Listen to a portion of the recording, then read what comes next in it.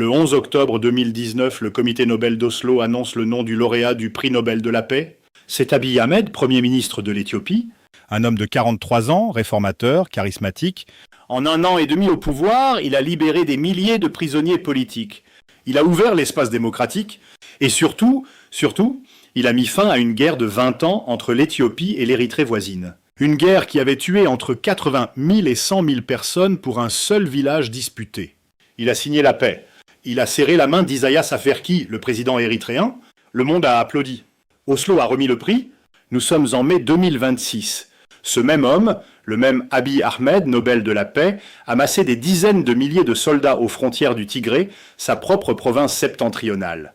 Des combats ont déjà tué 1 millier de personnes en janvier.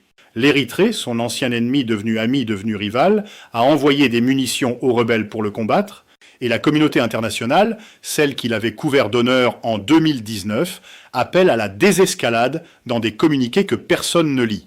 La Corne de l'Afrique est au bord d'une nouvelle catastrophe. Un pays de 130 millions d'habitants, le deuxième plus peuplé d'Afrique, glisse vers une guerre qui pourrait, selon les experts, dépasser en horreur ce qu'on a déjà vu.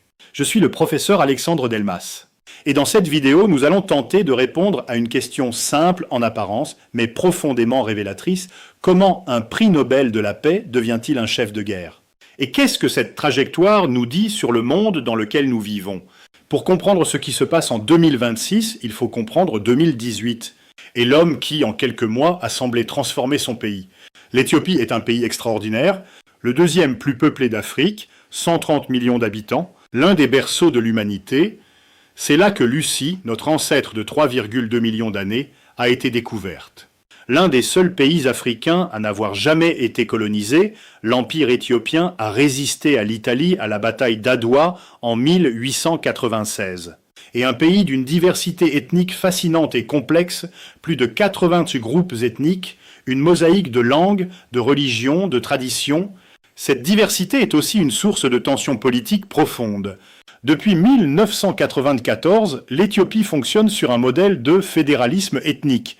Les régions sont organisées selon des critères ethniques, chacune avec ses propres institutions, sa propre langue officielle, sa propre police régionale. C'est une tentative de gérer la diversité par la décentralisation. Mais c'est aussi une structure qui peut cristalliser les identités et alimenter les conflits. Pendant presque 30 ans, de 1991 à 2018, l'Éthiopie est gouvernée par une coalition dominée par le Front populaire de libération du Tigré, le TPLF. Le Tigré et région du Nord représentent environ 6% de la population éthiopienne. Mais ces élites ont contrôlé l'armée, l'économie, les services de renseignement, une hégémonie que beaucoup d'Éthiopiens, Oromos, Amaras, peuples du Sud, ont ressenti comme une domination injuste. En 2018, une vague de manifestations populaires secoue le pays. Le FDRPE, le parti au pouvoir, nomme alors un homme inattendu pour calmer la tempête, Abiy Ahmed. Oromo de naissance, chrétien protestant, fils d'un père musulman, ancien officier des renseignements militaires, reconverti en politique. Un homme qui parle toutes les langues de la réconciliation. En quelques mois, Abiy Ahmed transforme l'Éthiopie, du moins en apparence. Il libère des dizaines de milliers de prisonniers politiques, il lève l'état d'urgence, il autorise les partis d'opposition à rentrer d'exil.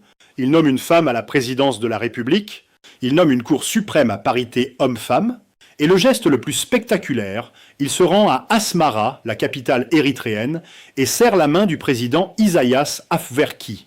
Les deux pays étaient officiellement en guerre depuis 1998, une guerre qui avait tué entre 80 000 et 100 000 personnes, principalement pour le contrôle du village de Badme. En quelques heures, 2 décennies d'hostilité sont effacées par une poignée de main. Oslo applaudit. Le monde entier applaudit. Abiy Ahmed est comparé à Nelson Mandela. Il reçoit le Nobel. Il est la promesse vivante que l'Afrique peut se réconcilier avec elle-même. Mais pendant que le monde regardait les poignées de main et les discours de paix, quelque chose d'autre se passait à l'intérieur de l'Éthiopie. Abiy Ahmed reformait le FDRPE en un parti centralisé, le Parti de la prospérité, qui effaçait les structures ethniques. Et cette réforme, en réduisant l'influence politique du TPLF, semait les graines d'un conflit majeur. Le TPLF refuse d'intégrer le nouveau parti. Il se replie sur le Tigré. Il organise des élections régionales que le gouvernement fédéral déclare illégales. Et la tension monte jusqu'à l'explosion de novembre 2020. Le 4 novembre 2020, Abiy Ahmed annonce à la nation éthiopienne qu'il lance une opération de maintien de l'ordre au Tigré. Les forces de défense nationales éthiopiennes entrent dans la région, avec elles les milices de la région Amhara voisine. Et, c'est le retournement historique, les forces armées érythréennes. L'ennemi d'hier, devenu ami en 2018, devient allié de guerre contre le TPLF que les deux pays détestent pour des raisons différentes. Ce qui commence comme une opération de maintien de l'ordre devient l'un des conflits les plus meurtriers du XXe et XXIe siècle. Entre novembre 2020 et novembre 2022, les estimations les plus soigneuses parlent de 600 000 morts, un chiffre qui dépasse le bilan de la guerre en Ukraine jusqu'à aujourd'hui. La grande majorité sont des civils, victimes de la famine organisée par le blocus gouvernemental, de massacres ethniques dans les deux sens et de violences sexuelles utilisées comme armes de guerre de façon massive et systématique, documentées par l'ONU, Amnesty International, Human Rights Watch. Abiy Ahmed, le réformateur, le Nobel de la paix, apparaît en uniforme militaire sur les lignes de front. Il déclare que la jeunesse du Tigré tombe comme des feuilles. Des mots d'une brutalité qui laisse le monde sans voix. Les accords de paix de Pretoria sont signés en novembre 2022. Mais ils laissent des questions fondamentales non résolues. Elle s'appelle Myriam. Elle a 34 ans. Elle vivait dans la ville d'Aksum, l'antique capitale des rois du Tigré, l'une des villes les plus historiques d'Afrique. En novembre 2020, des soldats érythréens sont entrés dans la ville. Ce qui s'est passé ensuite est documenté par Amnesty International dans un rapport de mars 2021. Des centaines de civils désarmés, dont des pèlerins qui revenaient d'une fête religieuse, ont été massacrés. Myriam a survécu. Elle vit depuis dans un camp de déplacés. Les accords de Pretoria de 2022 prévoyaient le retour des déplacés dans leur foyer. En mai 2026, plus d'1 million de Tigréens déplacés attendent toujours de pouvoir rentrer chez eux. « Je ne rentre pas », dit-elle. Pas tant que les soldats érythréens sont encore là-bas. Pas tant qu'on ne sait pas ce qui s'est passé avec nos morts. Voici l'état des lieux en mai 2026, documenté par des sources vérifiées. Le 26 janvier 2026, des combats éclatent entre les forces de défense nationale éthiopiennes et les forces de sécurité régionales du Tigré dans les zones de Tselemti et Laelai Tselemti, au nord-ouest de la région, près de la frontière avec l'Amhara. C'est la première confrontation directe depuis la fin de la guerre en 2022. Le 10 février 2026, le haut-commissaire de l'ONU aux droits humains appelle à des mesures urgentes pour calmer les tensions, avertissant d'un risque d'aggravation de la crise des droits humains. Le 15 janvier 2026, la police fédérale éthiopienne annonce avoir saisi 56 000 munitions destinées aux milices Fano dans la région Amhara, accusant directement l'Érythrée d'armer les rebelles. Asmaranya. Le 3 février, Abiy Ahmed accuse pour la première fois publiquement l'armée érythréenne d'avoir commis des massacres durant le conflit au Tigré. Le 6 mars, interrogé sur les tensions, il déclare « Nous ne voulons pas la guerre ». Mais des dizaines de milliers de soldats fédéraux sont massés aux abords du Tigré. Pourquoi l'accord de Pretoria s'effondre-t-il ? 3 raisons structurelles. Les accords de Pretoria prévoyant le retour de plus d'1 million de Tigréens déplacés dans les territoires perdus pendant la guerre, notamment dans les zones disputées avec la région Amhara voisine. Ce retour n'a pas eu lieu. Les milices Fano de la région Amhara contrôlent toujours une partie de ces territoires. Et le gouvernement fédéral ne veut pas les en déloger. Pour le TPLF, c'est une violation fondamentale de l'accord, sans retour des déplacés, pas de paix réelle. Les accords prévoyaient un mécanisme de justice et de réconciliation pour les crimes commis pendant la guerre, des deux côtés. En 2026, Amnesty International note que le processus de justice de transition était au point mort et aucune mesure n'a été prise en faveur de la justice et de l'obligation de rendre des comptes pour les crimes de droit international commis dans le cadre du conflit au Tigré. Pas de justice, pas de réconciliation. Pas de réconciliation, pas de paix durable. Voici la dimension géopolitique que peu d'analyses expliquent clairement.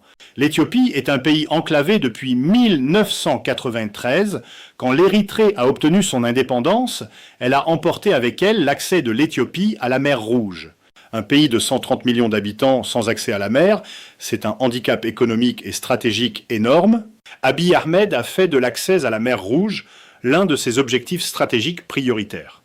Il a ouvertement déclaré vouloir que l'Éthiopie retrouve un débouché maritime, ce qui implique soit un accord avec l'Érythrée, qui n'est pas enthousiaste, soit avec le Somaliland, tentative en cours, soit une pression militaire, Et l'Érythrée, de son côté, craint qu'Abiy Ahmed cherche à s'emparer par la force d'un accès à la mer en envahissant son territoire. C'est cette crainte qui explique pourquoi Asmara arme les rebelles tigréens et Amhara contre Addis Abeba pour créer une pression intérieure qui empêche l'Éthiopie de projeter sa puissance vers l'extérieur. C'est un jeu d'ombre.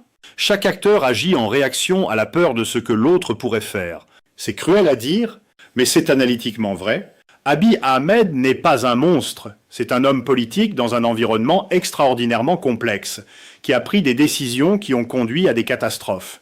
Le comité Nobel a décerné son prix à un homme pour une paix avec l'Érythrée qui était réelle, mais qui ignorait les tensions internes qui allaient exploser 1 an plus tard. C'est la limite de toute distinction donnée dans l'instant. Elle ne prédit pas l'avenir, elle récompense un moment. Aung San Suu Kyi, prix Nobel de la paix 1991, a présidé en Birmanie le génocide des Rohingyas. Henry Kissinger, prix Nobel de la paix 1973, avait supervisé les bombardements secrets du Cambodge. Le prix Nobel de la paix est une récompense pour un moment, pas une garantie de comportement futur. Le modèle éthiopien de fédéralisme ethnique, des régions organisées autour d'identités ethniques, était une tentative de gérer la diversité. Mais il a aussi institutionnalisé les identités ethniques en les rendant politiquement pertinentes. Chaque frontière régionale est devenue une ligne de tension potentielle. Cette leçon n'est pas propre à l'Éthiopie. Des dizaines de pays africains, et d'ailleurs, gèrent des diversités ethniques profondes dans des cadres constitutionnels hérités de la colonisation. La façon de gérer cette diversité est l'une des questions politiques les plus importantes du XXIe siècle. L'Éthiopie, l'Érythrée, la Somalie, le Somaliland, Djibouti, le Kenya, l'Ouganda, ces pays forment un système régional dans lequel une instabilité majeure dans l'un se répercute sur tous les autres. L'International Crisis Group a alerté, si un conflit ouvert éclate entre l'Éthiopie et l'Érythrée, il pourrait faire basculer la corne de l'Afrique dans une conflagration régionale. Les réfugiés affluent vers les pays voisins, les flux commerciaux sont perturbés. La mer Rouge, déjà sous pression des attaques houthis en lien avec la guerre à Gaza, devient encore plus instable. La mer Rouge est l'une des routes maritimes les plus importantes du monde. Elle relie l'Asie à l'Europe via le canal de Suez. Elle est déjà perturbée par les houthis au Yémen. Une déstabilisation supplémentaire de la corne de l'Afrique impacte le commerce mondial, les prix des produits importés et indirectement votre pouvoir d'achat. L'Éthiopie est déjà l'un des premiers pays d'origine de réfugiés en Afrique. Une nouvelle guerre au Tigré produirait des centaines de milliers de nouveaux déplacés, qui chercheront refuge au Soudan, en Libye et potentiellement en Europe. 600 000 morts au Tigré entre 2020 et 2022. Aucune poursuite judiciaire internationale, aucune sanction réelle contre Abiy Ahmed ou ses alliés érythréens. Ce précédent, des crimes de masse sans conséquence, est enregistré par chaque gouvernement du monde qui pourrait un jour envisager d'utiliser la force contre sa propre population. Getachew Reda a été le porte-parole du TPLF pendant la guerre de 2020 à 2022. Il a vu les combats de l'intérieur. En février 2026, interrogé par RFI sur le risque d'une nouvelle guerre, sa réponse est celle d'un homme qui connaît le prix de la guerre et qui n'a pas les moyens de l'assumer. Le Tigré ne peut se permettre une guerre totale à ce stade, dit-il. Essayer de sortir de chaque impasse ou blocage par la force des armes n'est pas dans l'intérêt du peuple tigréen. C'est la voie de la raison. Mais dans une région où la peur et la méfiance ont pris la place de la confiance, la raison n'est pas toujours la plus forte. Sous pression de l'Union africaine, qui a son siège à Addis Abeba, donc dans une position délicate, et de partenaires internationaux comme les États-Unis et l'UE, un nouveau cycle de négociations s'ouvre. Les accords de Pretoria sont mis en œuvre sérieusement. Retour des déplacés, justice de transition, démilitarisation progressive. La question de l'accès à la mer Rouge pour l'Éthiopie est abordée par voie diplomatique. Ce scénario est possible, mais il nécessite une volonté politique qu'Abiy Ahmed n'a pas encore démontrée sur l'implémentation des accords existants. Ni paix réelle, ni guerre ouverte. Les tensions restent à un niveau élevé. Des incidents militaires sporadiques continuent. Les déplacés tigréens restent dans les camps. La justice de transition reste au point mort. Et la région reste une poudrière qu'un incident peut faire exploser à tout moment. C'est le scénario le plus probable et le plus frustrant. Parce qu'il perpétue la souffrance sans résolution. Un incident militaire dégénère. Abiy Ahmed décide qu'une offensive militaire est le seul moyen de régler définitivement la question tigréenne d'intimider l'Érythrée. Une nouvelle guerre éclate, plus destructrice encore que celle de 2020 à 2022, parce que les deux parties sont préparées et parce que l'Érythrée intervient directement.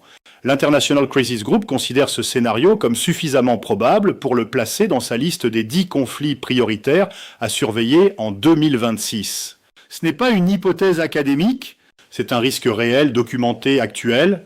Il y a quelque chose de profondément troublant dans l'histoire d'Abiy Ahmed, non pas parce qu'il est un hypocrite conscient, l'histoire est plus complexe que ça, mais parce qu'elle illustre une vérité inconfortable sur le pouvoir politique.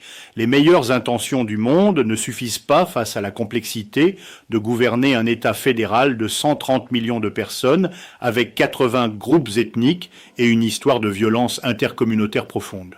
Abiy Ahmed voulait unifier l'Éthiopie. Il l'a fragmentée davantage. Il voulait la paix avec l'Érythrée. Il a fabriqué un allié de circonstance devenu rival. Il voulait mettre fin à la domination du TPLF. Il a déclenché une guerre qui a tué 600 000 personnes. Ce n'est pas le portrait d'un monstre. C'est le portrait de ce que la politique peut faire des hommes, même des meilleurs. Et c'est pour ça que comprendre ces dynamiques, les structures, les intérêts, les peurs qui conduisent aux guerres est plus important que de diaboliser ou sanctifier des individus. Je suis le professeur Alexandre Delmas. Dites-moi en commentaire, pensiez-vous qu'Abiy Ahmed méritait son Nobel de la paix en 2019 ? Et que pensez-vous de sa trajectoire depuis ? Et surtout, est-ce que vous saviez que cette région était au bord d'une nouvelle guerre ? À très bientôt